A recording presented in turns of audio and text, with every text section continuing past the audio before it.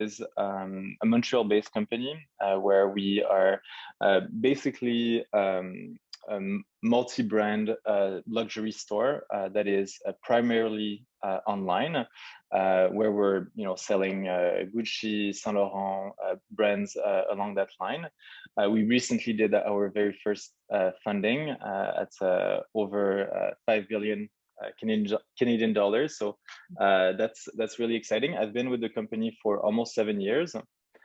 Initially, I was working in email marketing. So I was leading that initiative, but then now I'm more towards customer retention and loyalty. And I would say more recently, so around January, I'm also taking on a larger role in personalization within the company.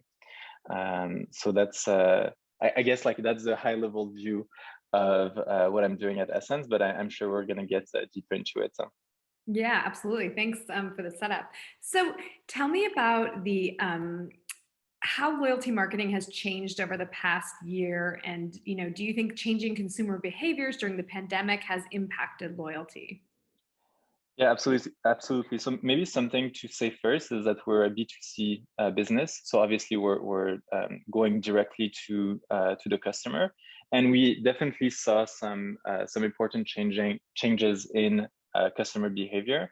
Obviously, one of the things that we're noticing, and I'm sure other companies are noticing it as well, it's a general trend in the market. There's a greater online adoption. So and I think that's here to stay. It's more of a acceleration in online adoption. So I would say that that's a trend that is here to stay. So we definitely saw that in our numbers. And then I would say there's some more micro changes that we're seeing within the customer expectations. So for instance, we saw some changes in like return behavior. So we have obviously like return policies, and we're seeing that some customers are I guess like interacting a little bit differently since the pandemic. And those are things that we're not sure yet how it's going to evolve in time. But I guess our role in retention and loyalty is truly to kind of understand what is the like new customer needs and how we can address those. So I would say like at a high level, that's really what has changed, and we're very, I guess, like aware and trying to like basically like listen very closely to what the customer is telling us, either like explicitly or within their behavior, and adjust to it. Absolutely. And so now that we've been focusing on this more with personalization over the last year, I imagine things have changed, when people were at home and not, buying more casual clothing versus, maybe an expensive pair of Prada shoes or something like that. When they're not even really wearing shoes and not going to the office. And then now as offices begin to reopen, and it's like everybody wants to have their great new look. So can you tell me a little bit about like this shift in behavior and what you guys observed in your site? Yeah, obviously. So yes, there were definitely some style changes. So that's something that we noticed. I think that's fair to say that like the loungewear has been performing quite well compared to other more traditional styles like suits or dresses. I think, like speaking personally, I feel like SSENSE was already very well positioned in that market. So we have a little bit of a younger demographic compared to some other people within the space.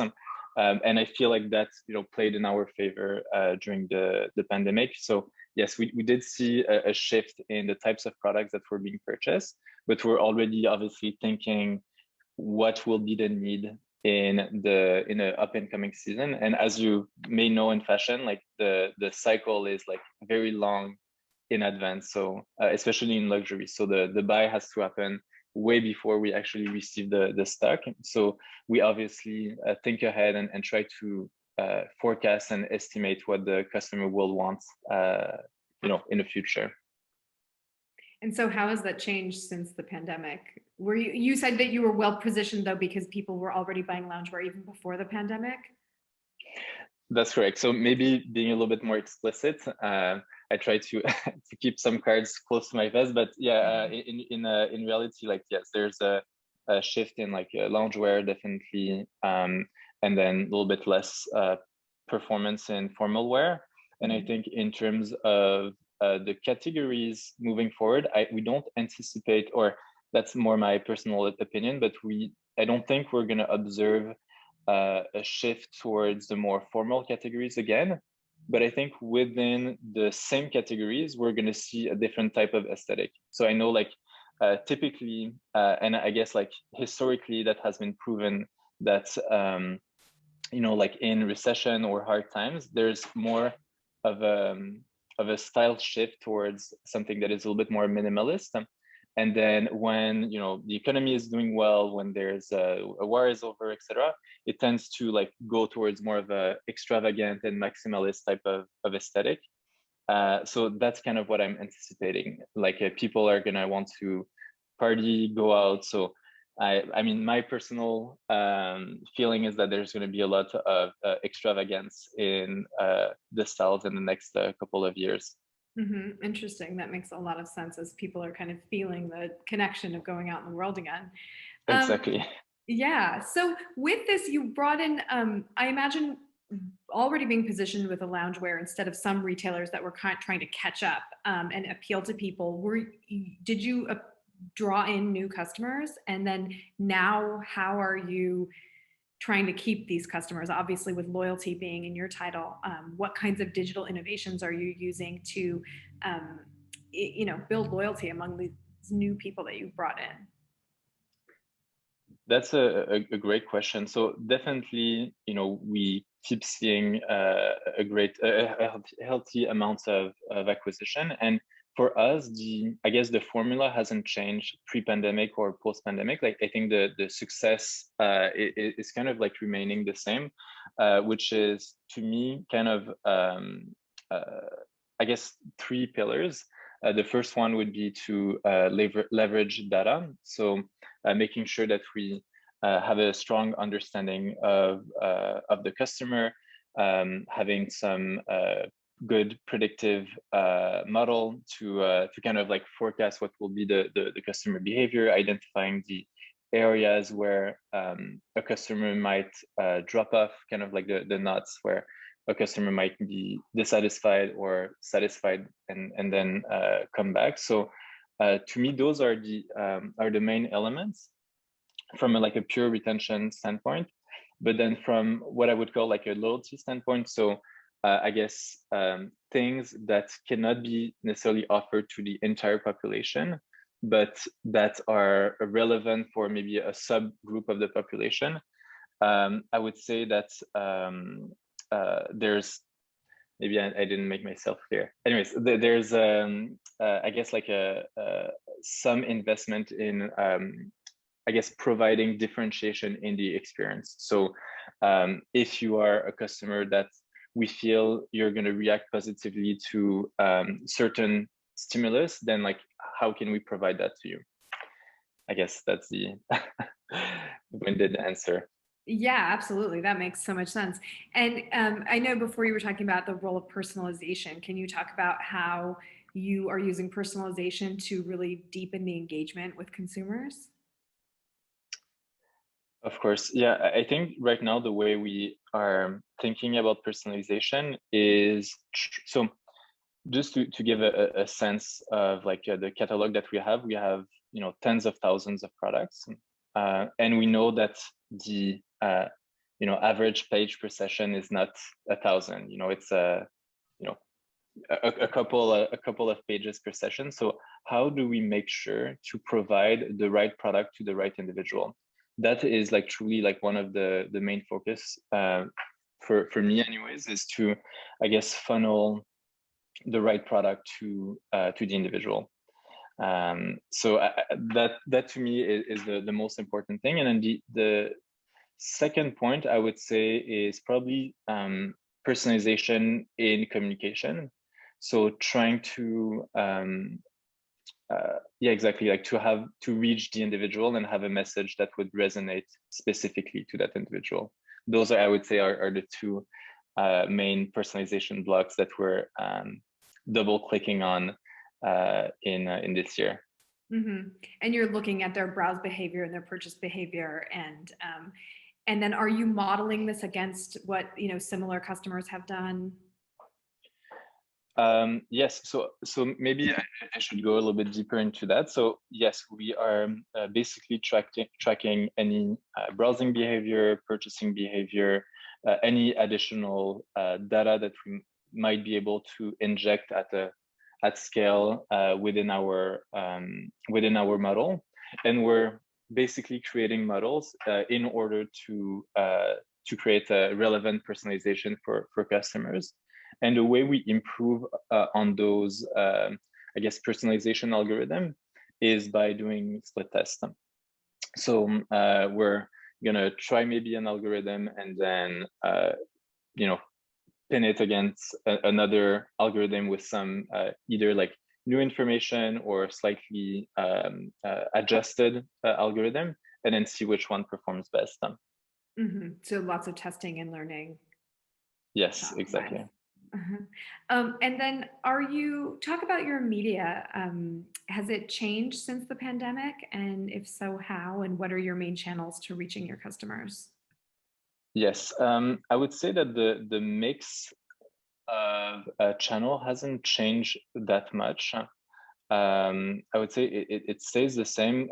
I would say that for me, like being in email marketing for a long time, I have a specific bias for email marketing, and I think in general, just like own media is very powerful. So I would say like I have a little bit of a preference there, and we obviously have a better sense of who the customer is. So that allows us to be a little bit more refined, I guess, when we're contacting customers. I don't know if that answers the question. Yeah, no, that makes sense. So email would be primary. Are you also doing search or social media? And what does that look like? Do you take learnings from email and apply it to, or take searched keywords and put them in your emails, or put things that are performing well in email into your social media? How are you mixing that up? That's a great point. So I'm a little bit removed from that world now, but I would say that definitely like there's synergy between the different teams and a lot of collaboration regarding like campaigns and making sure that we're aligned in terms of messaging, in terms of copy. So yes, absolutely. Like that's definitely something that we're very conscious about. And I would say also there's I guess like a desire to propose the content that is right for the channel. So we see that there's maybe certain messages that we could provide in multiple channels, but it might not be it might not be the best for all channels, if that makes sense. So maybe if we want something that is a little bit more reactive, or that should trigger something that is more immediate, then obviously we're going to use push notifications versus email marketing, where we know that the open rate can span over like a longer period of time. So obviously like that's something that we're thinking about. That's interesting. And is there an approach that you take? Are you doing more product driven, transactional based sales, where you're really trying to, sell a pair of shoes or loungewear? Or are you also taking a content point of view where you're just telling a story and not really pushing sales or product? Or are you doing both? I would say we're doing both. So I guess like the main, I would say obviously like the main part of my job is geared towards sales. So we're trying to take more of a sell approach, but we do have a marketing team that focuses really on creating a story. And I guess like, so maybe to give a little bit of context, like so we're selling like $600 hoodies, $1,000 pants. So like my perspective is that like no one actually needs, from like a functional standpoint, those products. Like there's no need to have those items. So we need to create something that has some meaning to the individual, something that is something where you can justify paying that price. So obviously there's a lot of storytelling and marketing associated with the products, and try to I guess give a lot of context to the products themselves. Mm-hmm. I know with luxury products there are, because the craftsmanship that goes into it, there's oftentimes there's more sustainability, or at least the option to be more sustainable. Is this important to your customer base, and are you telling this story? Yeah, absolutely. And I think that's one of the direction that we're going to see in the industry, obviously, is going towards I guess industries in general that are more sustainable. And yeah, I feel like that's something that we're trying to promote more and more. The brands that have a specific I guess angle towards sustainability, we try to mention it. And I think moving forward, it's there's going to be more and more of that. Mm-hmm. It's And definitely. Oh, go ahead. sorry, I was going to say that also we have a younger demographic, and I think that's something that is top of mind for that generation. Um, and also that's something that we're seeing, I think in general in customer feedback. Yeah, absolutely. I was going to say we're seeing that with a lot of brands we're talking to. The consumers are really demanding to spend their money with places that are giving them the choice to be more sustainable.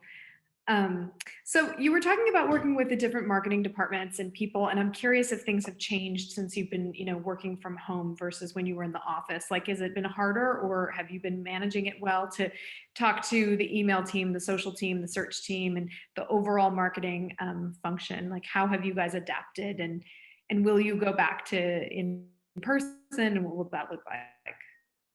Hmm. So again, like I think I have like my personal view. I think that overall it went quite well. So the company itself is a younger demographic.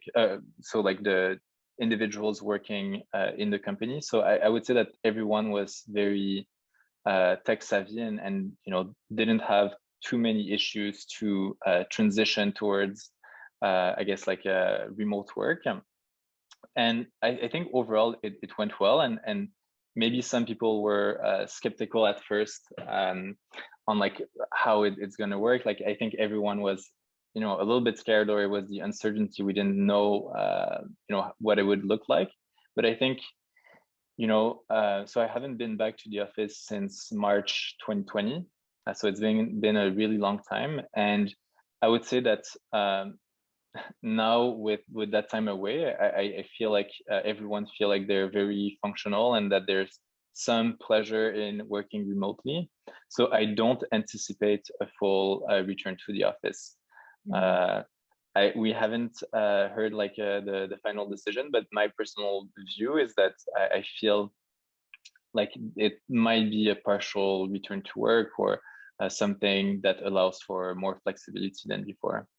Mm-hmm. That makes sense. Um, can you, going back to this question of loyalty, what are some of the ways that you make, if I'm a customer in Essence, how will you earn my loyalty, and what benefits do I get from by being a loyal customer? How do I feel that you're taking extra care of me versus just someone that, found you through a search? Hmm. That's a great question. So when I started, we didn't have basically any differentiation in the experience. So, like you said, like regardless if you were a great customer or someone that just started, it was basically the same experience. And obviously, we know that customers are different; they have different needs, and there are certain things that you can allow yourself to offer to top customers because it makes sense from a return on investment standpoint, where it wouldn't necessarily make sense for other customers. So what we've done, we've I guess identify a lot of elements that would be beneficial for the customers that are not necessarily some things that we can offer at the entire population. And we've gone through a very thorough testing process to see, are we indeed generating value for the business? And obviously, like if we're generating value for the business, it means that it's generating value for the customer. So we did that. We identified the ones that were working well, the ones that maybe weren't working that well, and now we have a very strong portfolio of different things that can be offered to customers. And I guess maybe it goes into like the second half of 2021, but I think now what we're trying to see is there benefits in packaging those very exclusive things and providing visibility to customers on how they can get it. Because so far it has been more of a surprise and delight approach where we're offering things kind of as a surprise. And that has a lot of benefit because you can, I guess, be, you can provide certain things to customer, and if it doesn't work out, you can always retract it or scale it. But now that we have like a strong understanding of what works, what doesn't, there's a benefit to sharing a little bit more with the customers on how they can get certain things, and that we are hoping will affect their, I guess, their behavior in order to get those certain things. Absolutely. That makes so much sense. What kinds of KPIs are you using to measure the success of loyalty programs? Yeah, so I saw within the preparation session, and you said like other than sales, and obviously like sales for us is the number one driver. However, I think we're trying to be even more sophisticated than that in looking at an even deeper level. So like a CM, for instance, contribution margin, just to get a like a more realistic picture of, if we're selling an item at full price, we're going to make a greater margin than if we're selling an item at a discount, for instance, even if it's the overall same sell. So that's something that we're looking into. And then obviously per project, we would have specific KPIs that would indicate the success of an initiative. So, if we're doing, let's say like personalization at, checkout or at shopping bag, we're going to see like, okay, are we generating more than maybe some of the drop off that we might generate with this project? So we're always monitoring multiple KPIs that typically are specific to unique projects, and obviously we'll always supplement that with I guess customer feedback. So one of the things that I regret the most about the office is being close to the CX team, because I feel like you have an immediate feedback of like what the customers are thinking. Like if you see people kind of running around answering the same questions, like that maybe there's room for improvement on certain things. So I would say that also like taking into consideration qualitative feedback is super important. Mm-hmm. That makes so much sense. What do you see as the biggest future challenge to retail and e-commerce, and what's the biggest opportunity? Yeah, so I think in terms of the short, medium term, I would say, and it might be kind of obvious, but I would say competition. I feel like there's going to be an increase, like an increased amount of competition in the e-commerce space, and that's mainly because now commerce is basically e-commerce. It's basically the same. Like we've accelerated e-commerce drastically with the pandemic, and I think it's going to continue to go in that direction.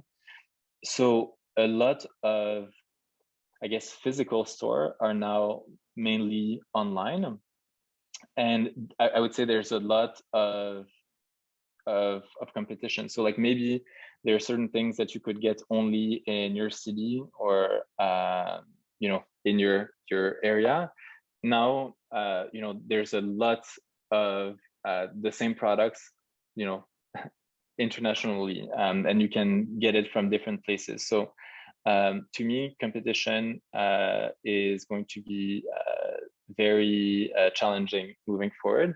And I guess like it ties into the, I guess, opportunity. And for me, the only way to break competition is through differentiation. So you need to find ways to be different than what the competition is doing. We know from like a specific like e-commerce lens, best practices are established at this point, and there's a lot of I guess websites and that are resembling themselves. So like how do we make it different, similar to like a store where you can kind of like express the brand through the store? How can we do that online?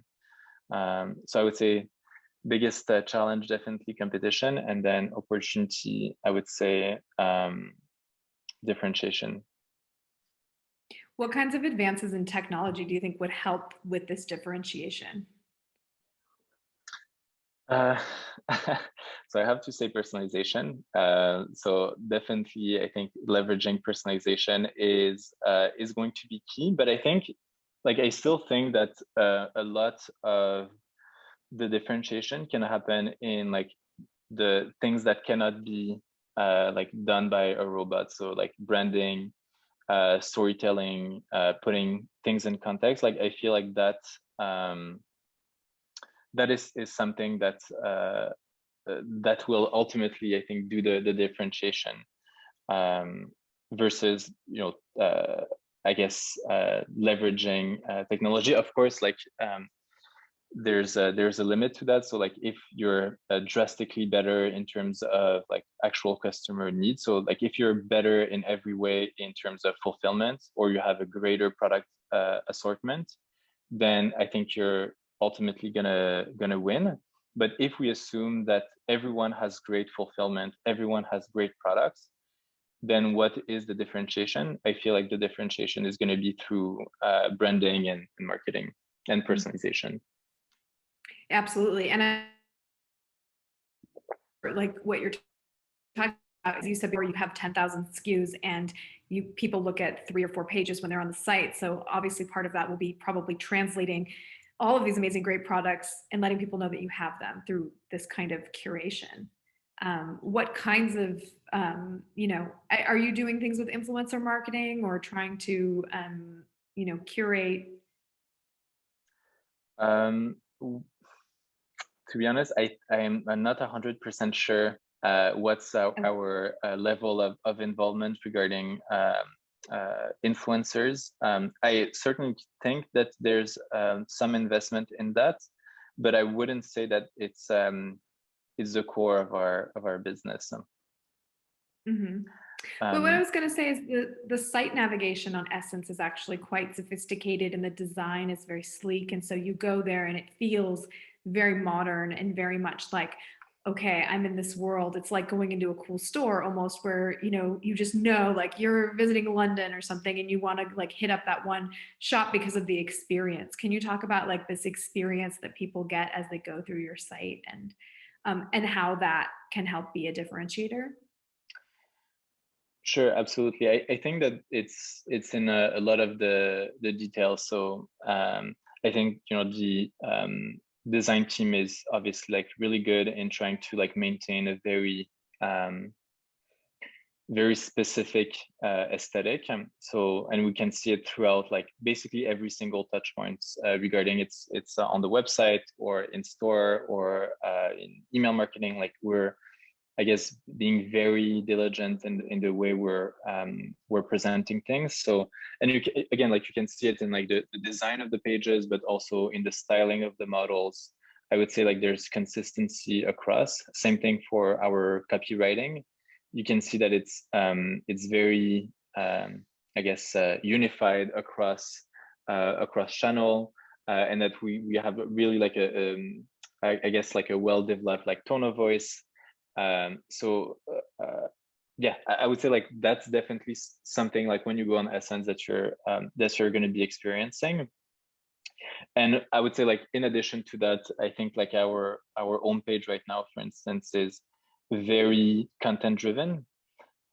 So a lot of, I guess, people in this space have more commercial fronts or homepages where they're trying to push products, whereas our own homepage is mainly content driven, where we're talking about all sorts of things that we feel is relevant to the individual that is shopping at SSENSE. And typically we take a very forward thinking approach. So, and it can be regarding like culture, art, fashion. Like we're not discriminating in terms of topics that we're talking about. And we have Yeah, also like absolutely. a very high frequency as well in terms of production compared to maybe other people in this space. Yeah, absolutely. I mean, I think the user experience is that it's almost like you're in a digital magazine or something going through, as you said, with photo shoots, because it's not just a product shot of like picture of a pair of shoes, add to cart kind of thing. It's quite the opposite. You know, it's whereas something like an Amazon is really just functional and you just see the picture, you add it to your cart, but it's not very, you know, beautiful or engaging. In that sense, it just serves a function. You know, you're at the other end of the scale. And is that because it's like luxury goods and you're really trying to engage customers with the luxury experience? Absolutely, it's great that you're using Amazon, because for me, you know, the Amazon view is like you said, like very functional. It's not, you know, pleasant to the eye.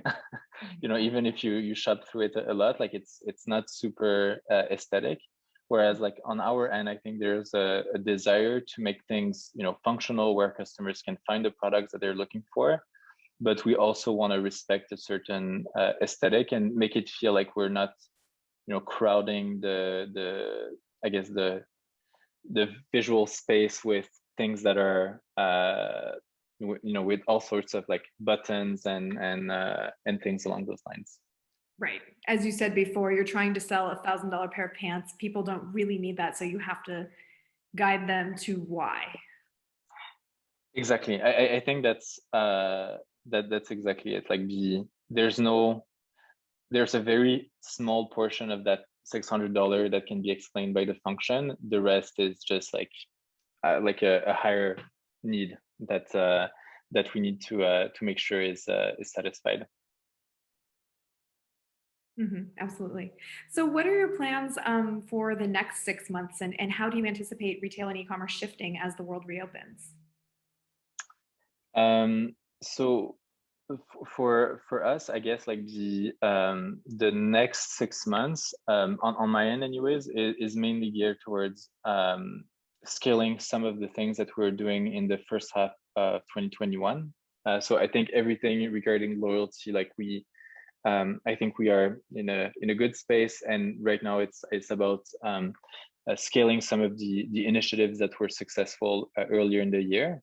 And for personalization, I believe that we need to continue moving forward in, I guess, injecting a little bit more personalization. So maybe it's not as matured as the as what we have in terms of loyalty. So I would say injecting more personalization, more touch points, you know, more areas where we can have, I guess, personalization blocks, and then eventually it's going to be about refinement. But I feel like, as you know, like there's like when as you're becoming like more and more sophisticated in like a certain area, the marginal benefit is decreasing. And so for us right now, we're mainly about like getting that first initial lift through personalization versus trying to like grab the small increments in improving the things that we are already doing, if that makes sense. Right. Absolutely. So, as you think about things, being, I know you guys are based in Montreal, but like you operate globally. Can you talk about how you market differently to different markets, or is that something you're scaling up to, and what the challenges and opportunities are there?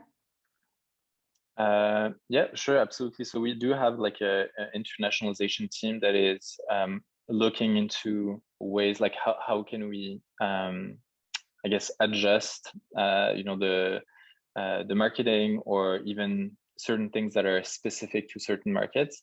So definitely the internationalization team is looking into that, and I think I mean part of the recent funding that was done by Sequoia, I believe, is towards investing more into China. So that's definitely something that is going to be very interesting to look into moving forward. Mm-hmm. Absolutely. I know that in China, this big thing is these shopping holidays and creating these events around, this shopping holiday, whether it's in summer or around the holidays, and just doing these online things, and also kind of buying things almost like a QVC style. I know it's quite different there, but just this, in 24 hours, you're doing kind of a marathon and selling a lot. So that's an interesting opportunity. Yeah, I would say that it's it's like we can think that there's a globalization in English. Sorry, I was going to say mondialisation in French. So globalization, there's a little bit of like I guess more common behavior than ever before, but still there's some very important differences between countries, and you simply need to be aware of them if you want to do a good job at penetrating those markets. So definitely, like, there needs to be some sort of adjustment in the way we're presenting things to customers to make it relevant and appealing to them. Mm-hmm. Obviously, I know, like here in the European market, there's so many different languages and just cultural nuances that by tapping into those or having an awareness and sympathetic point of view to that, you probably can adapt and appeal to more customers. Absolutely. Yeah, completely agree with that. Excellent. So I think we'll turn it over to the audience questions now. We have one that just came in, and it's just, can you give an example of a campaign that you ran that was successful, and why do you think it was successful? Sure. I don't want to reveal too much, but I think maybe something that I think was very successful is something that I mentioned a little bit earlier in the discussion regarding moving from I guess surprise and delight perk allocation to something that is a little bit more transparent to the customer. So we did a campaign on that earlier this year, and that was extremely successful. So it was like through an A/B split test where, again, through the support of data science, we've established like a test and control group, and we were able to drive statistical significance in changing customer behavior. So yeah, that's maybe not precise enough, but yeah, at a high level, that's what we did. So I guess moving towards from something that was kind of invisible for the customer to something that was clearly communicated, and again, like we saw some great results there. Mm-hmm. That makes sense. What are some of the new innovations that you would like to try that you haven't been doing yet, but you imagine, over the next year, is just kind of something you've seen somewhere that you think could apply to your business?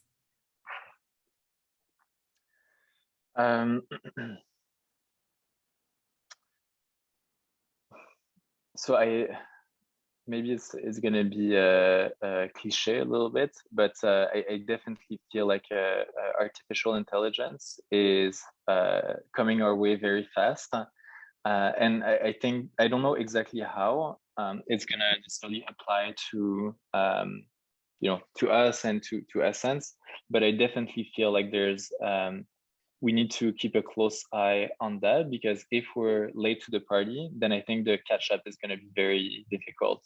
So that's definitely something that I think we need to be we need to be aware of, and we need to closely monitor the new I guess changes in